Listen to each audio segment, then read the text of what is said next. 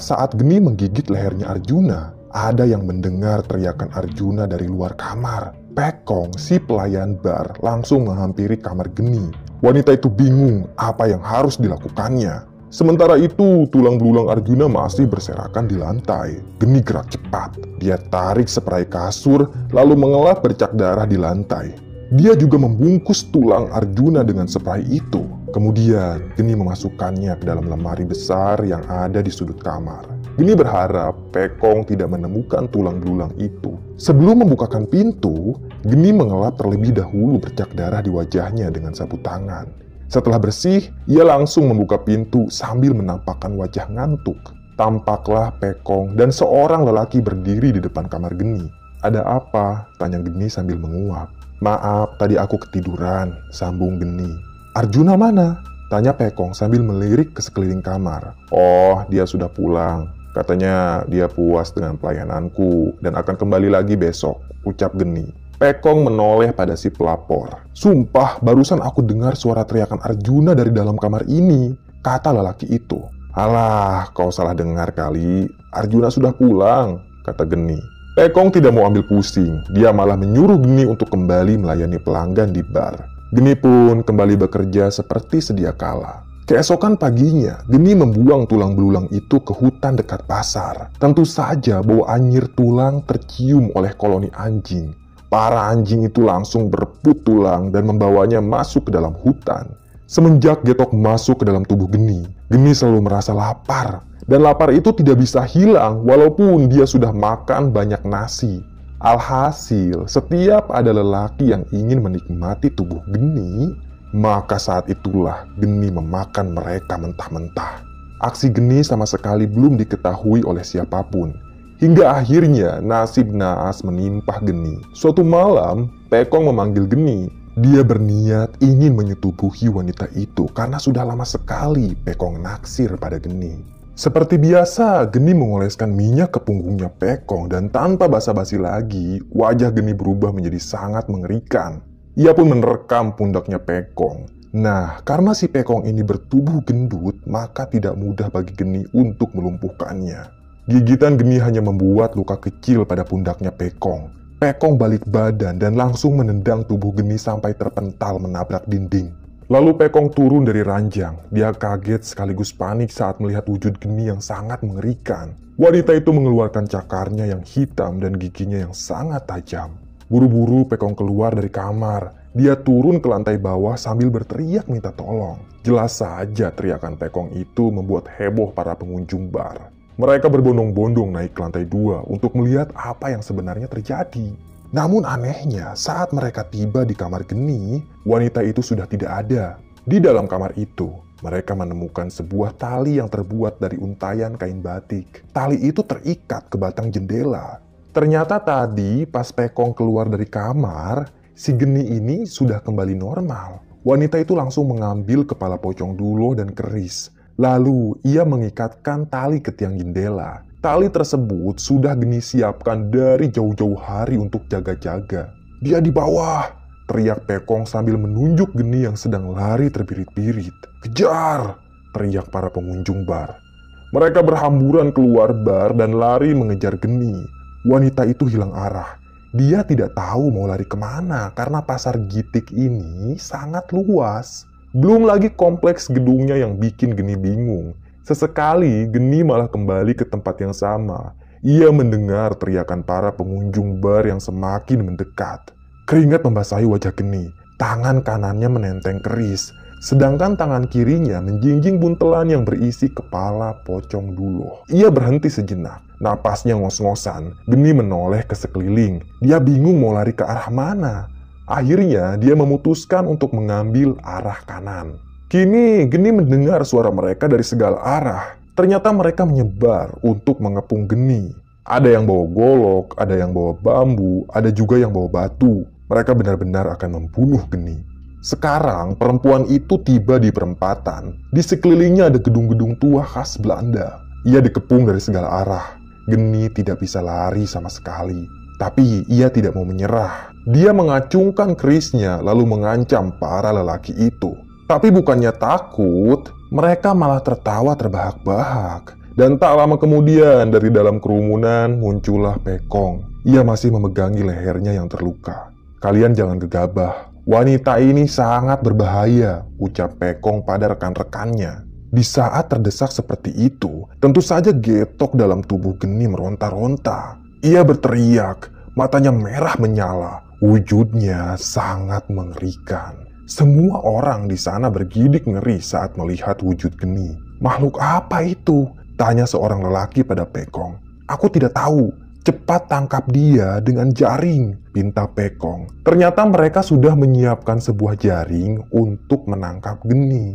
Jaring pun dilempar tepat ke tubuhnya Geni. Wanita itu berteriak sambil meronta-ronta. Mereka memegang ujung jaring agar Geni tidak lepas. Ia ditangkap seperti hewan buas yang sangat berbahaya.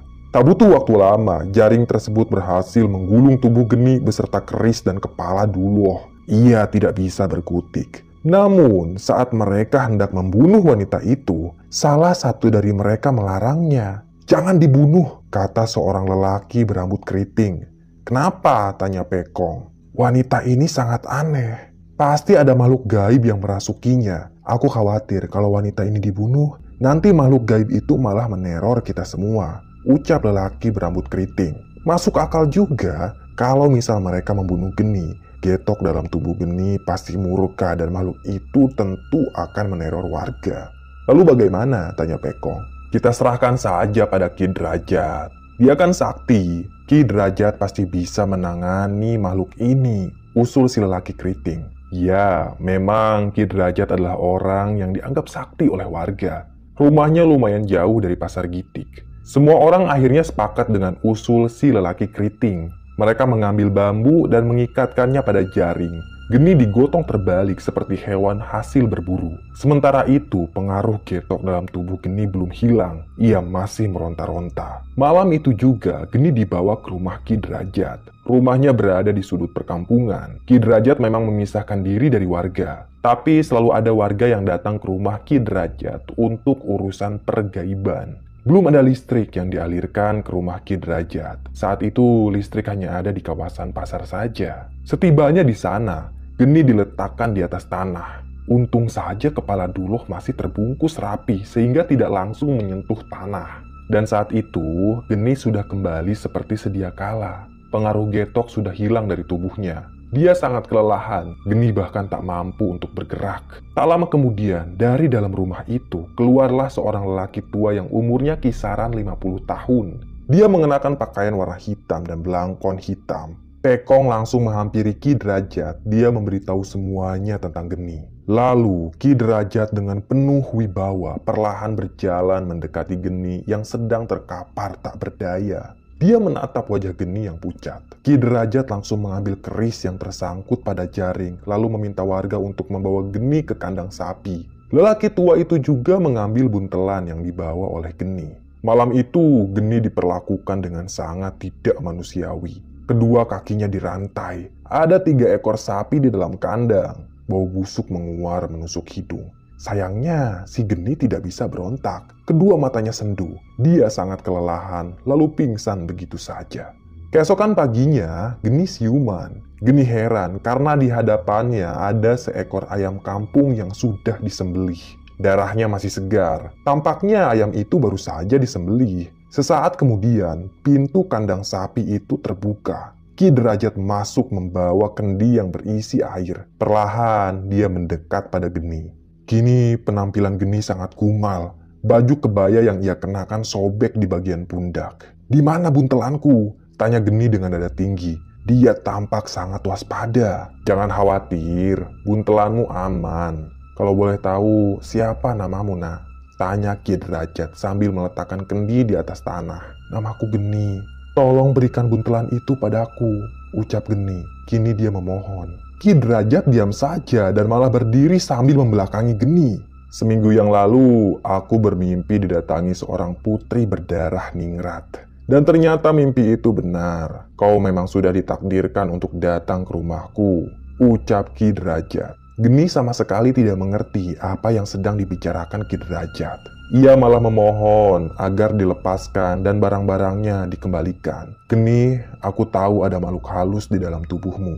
Tapi aku bisa mengendalikannya, ucap Ki Derajat. Setelah itu, Ki Derajat tidak bicara apapun lagi dan langsung keluar dari kandang. Ia gembok pintu kandangnya biar aman. Geni mengintip dari celah kayu. Ia melihat Ki Derajat masuk ke dalam rumahnya dan kembali dengan membopong seseorang yang dibungkus dengan kain batik.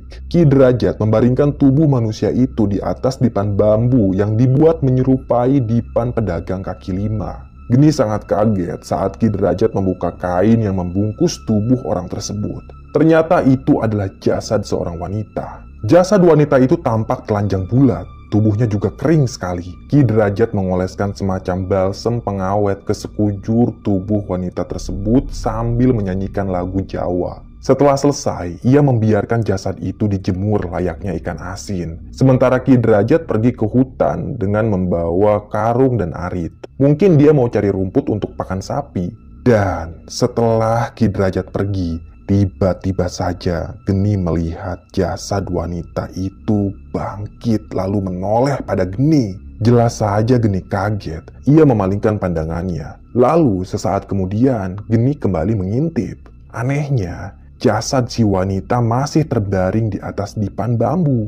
Mungkin saja tadi Geni salah lihat atau sedang berhalusinasi. Mari kita sama-sama tengok kabarnya si Sakti. Dan sudah jelas lelaki itu kehilangan jejak Geni. Kata warga setempat, mereka tidak sempat membunuh Geni karena diteror oleh Getok. Tak ada satupun warga yang berani kembali ke hutan karena sangat berbahaya. Sementara Sakti menemukan seutas tali yang tergeletak di bawah pohon besar, juga tumpukan kayu bakar yang masih utuh. Dengan temuannya itu, sudah dapat dipastikan kalau Geni masih hidup. Sakti pun berkelana dari desa ke desa untuk mencari keberadaan Geni. Namun ia tidak menemukan petunjuk apapun. Hingga akhirnya Sakti tiba di pasar Gitik. Malam itu, Sakti masuk ke dalam bar. Ia memesan tuak pada Pekong, dan saat Pekong membalikan badannya, Sakti melihat ada bekas luka gigitan yang sangat parah.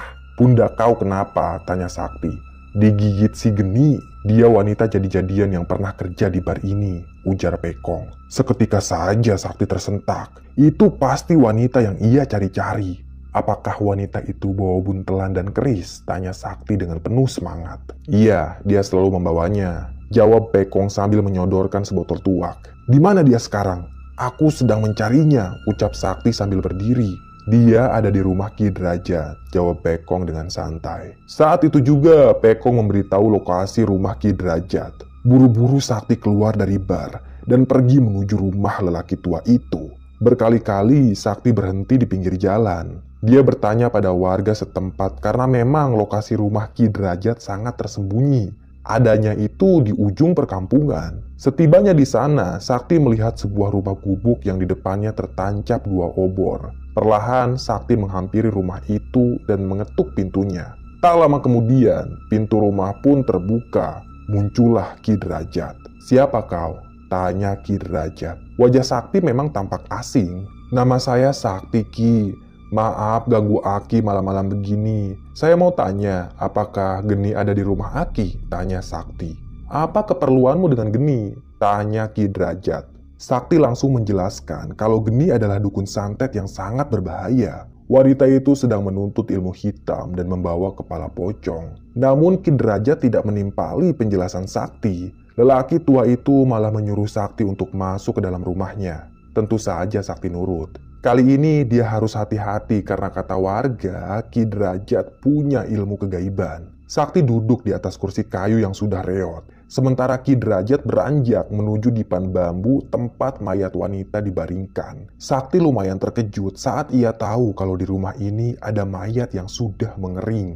Ki Derajat mengayunkan piring berisi menyan yang sudah dibakar. Asap mengepul tepat di atas mayat perempuan itu. Mulut Ki Derajat bergumam membaca mantra. Entah mantra apa yang diucapkannya. Setelah itu, dia beranjak keluar rumah menuju kandang sapi.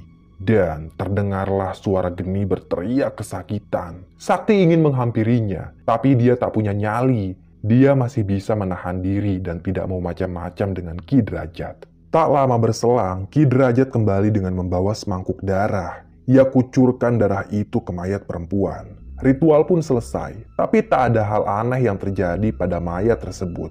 Dia tetap terbaring kaku di atas dipan bambu. "Itu mayat siapa, Ki?" tanya Sakti dengan sangat hati-hati. "Istriku. Dia meninggal digigit ular weling 3 bulan yang lalu," jawab Ki Derajat. Dilihat dari tampangnya, wajah Ki Derajat ini sangat khas orang Jawa. Dia punya kumis tebal yang menambah kesan sangar. Sakti tidak terlalu peduli dengan apa yang sedang dilakukan Ki Derajat. Yang penting bagi Sakti sekarang adalah mendapatkan kepala pocong dulu. Ia harus segera membawa kepala pocong itu ke hutan Gantarawang. Sakti pun terus terang pada Ki Derajat. "Ki, sebenarnya kedatanganku ke sini untuk mengambil kepala pocong. Apa Aki menyimpannya?" tanya Sakti. Ki Derajat pun mengangguk. Kemudian dia menunjuk dinding dekat pintu. Tampak kepala pocong Duloh menggantung di sana. Dan saat Sakti melihat kepala pocong itu, dia benar-benar tak bisa lagi menahan kesabarannya. Sakti pun bangkit dan hendak mengambil kepala pocong Duloh. Namun Ki Derajat memegang lengan Sakti. Lelaki tua itu menggelengkan kepala. "Ki, kepala pocong itu sangat berbahaya. Aku harus segera membawanya pergi," ucap Sakti. "Kepala pocong itu sudah jadi milikku," kata Ki Derajat. Sakti menggibaskan genggaman Ki Derajat. Kini dia tidak punya pilihan selain melawan lelaki tua itu.